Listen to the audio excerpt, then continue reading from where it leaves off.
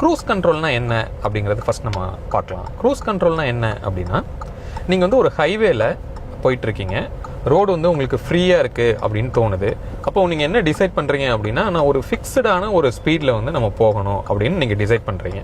அப்போ நார்மலான காரில் நம்ம என்ன பண்ணுவோம், ஆக்சிலேட்டர் பெடல் மேலே நம்ம காலை வச்சு ஒரே ஸ்பீடில் வந்து நம்ம ப்ரெஸ் பண்ணிகிட்டே வருவோம். அப்போது ஒரு 500-600 கிலோமீட்டர்ஸ்லாம் நீங்கள் போனீங்க அப்படின்னா உங்களுக்கு அந்த கால் வந்து வலி எடுக்க ஆரம்பிக்கும். ஏன் அப்படின்னா, ஒரே பொசிஷனில் வந்து நீங்கள் கால் இப்படியே தூக்கியே வச்சுருக்கிறதுனால.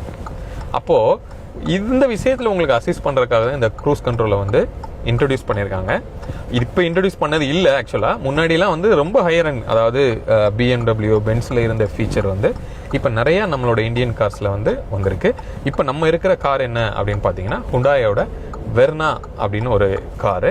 இதில் வந்து க்ரூஸ் கண்ட்ரோல் அவைலபிளாக இருக்குது. ஓகே, அப்போ க்ரூஸ் என்ன பண்ணுது அப்படின்னா, இப்போ நீங்கள் வந்து ஒரு 70 கிலோமீட்டர் ஸ்பீடில் நீங்கள் போகணும்னு நீங்கள் டிசைட் பண்ணிட்டீங்க அப்படின்னா, நீங்கள் வந்து என்ன பண்ணணும் அப்படின்னா, ஆக்சிலேட்டரை வந்து இன்க்ரீஸ் பண்ணி ஒரு 70க்கு உங்களோட ஸ்பீடாமீட்டர் காமிக்கிற மாதிரி கொண்டு வந்துட்டு க்ரூஸை வந்து எனேபிள் பண்ணி செட் பண்ணீங்க அப்படின்னா, நீங்கள் ஆக்சிலேட்டர் பெடல்ல இருந்து நீங்கள் உங்கள் காலை எடுத்துடலாம்.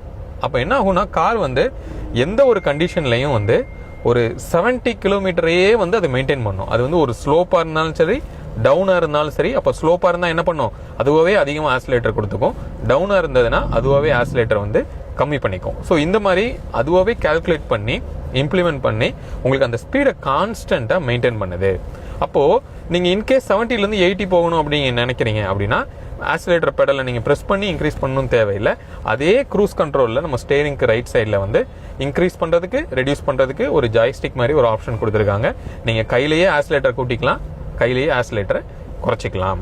ஓகே, அப்போ இது எந்த இடத்துல நீங்கள் கேட்கலாம், எனக்கு திடீர்னு ஏதோ வண்டி குறுக்க வந்துருச்சு, இல்லை ஏதோ ஒரு திடீர்னு எனக்கு ஒரு பேரிகார்டு வருது, ஸ்பீடை ரெடியூஸ் பண்ணணும், அப்போ நான் எப்படி பண்ணுவேன் அப்படின்னு நீங்கள் கேட்கலாம்.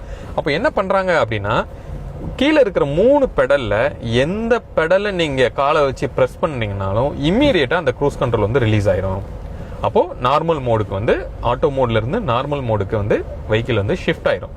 அப்புறமா நீங்கள் என்ன பண்ணிக்கலாம், அந்த உங்களோட அப்டக்கல்ஸ்லாம் கிராஸ் பண்ணிவிட்டு நீங்கள் எப்படி ஸ்பீடர் லோயர் பண்ணி கியரை மாற்றி எல்லாம் பண்ணி முடிச்சுட்டு திருப்பியும் ஒரு பிளெயின் ரோடு ஸ்டார்ட் ஆகுறப்போ திருப்பி நீங்கள் க்ரூஸ் ஆகணும் எனேபிள் பண்ணிக்கலாம்.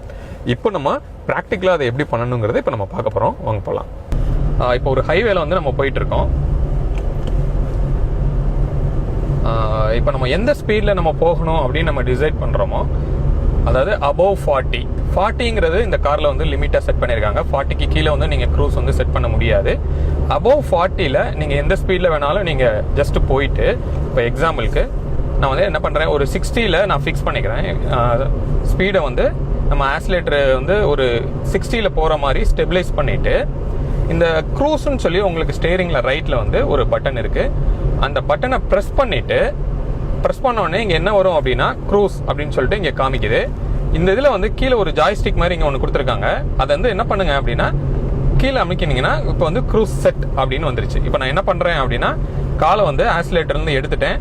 நீங்கள் எந்த ஸ்பீடில் இருக்கும்போது க்ரூஸ் செட் கொடுக்குறீங்களோ அந்த ஸ்பீடில் அதை அப்படியே மெயின்டைன் ஆகும். இப்போ பார்த்தீங்கன்னா ஒரு ஸ்லோப்பில் போயிட்டு இருக்கோம். அந்த ஸ்லோப்பில் கூட அதே ஸ்பீடை வந்து இவங்க மெயின்டைன் பண்ணுறதுக்கு என்ன பண்ணுது அப்படின்னா, ஸ்பீடை கொஞ்சம் இன்க்ரீஸ் பண்ணி அதுவாகவே அந்த இங்கே ஸ்பீடாமீட்டரோட ரீடிங்கை வந்து எக்ஸாக்டாக நம்ம என்ன ஸ்பீடில் செட் பண்ணோமோ அதை ரீடைன் பண்ணுது. இப்போ இன்கேஸ் உங்களுக்கு வந்து ஸ்பீடு வந்து கொஞ்சம் ஜாஸ்தியாக கொடுக்கணும் அப்படின்னு நீங்கள் ஃபீல் பண்ணுறீங்கன்னா, நீங்கள் ஆக்சிலேட்டர்லாம் கொடுக்கணும்னு தேவையில்லை. இந்த ஜாய்ஸ்டிக்கில் வந்து ப்ளஸ் அண்ட் மைனஸ் வந்து இங்கே கொடுத்துருக்காங்க. இதில் என்ன பண்ணலாம்னா, நீங்கள் ப்ரெஸ்ஸை கிளிக் பண்ணீங்க அப்படின்னா எவ்ரி 1 ப்ரெஸ்ஸுக்கு வந்து 5 கிலோமீட்டர் ஸ்பீடு வந்து உங்களுக்கு இன்க்ரீஸ் ஆகும். இப்போ பார்த்தீங்கன்னா நம்ம வந்து ஒரு 55ல் போயிட்டு இருந்தோம். இப்போ க்ளோஸ் டு 60ல் வந்து நீங்கள் போகிறத நல்லா பார்க்கலாம்.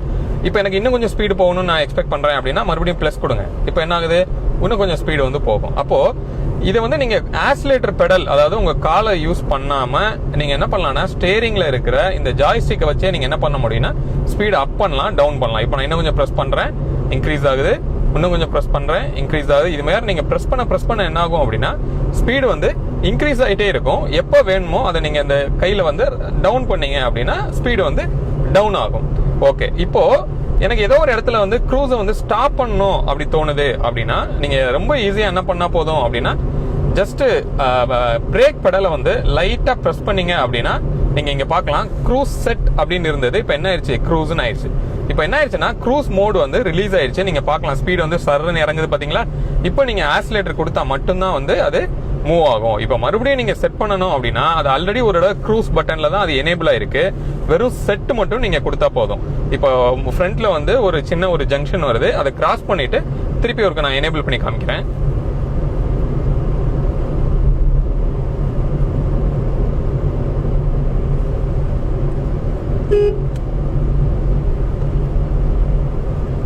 ரைட்.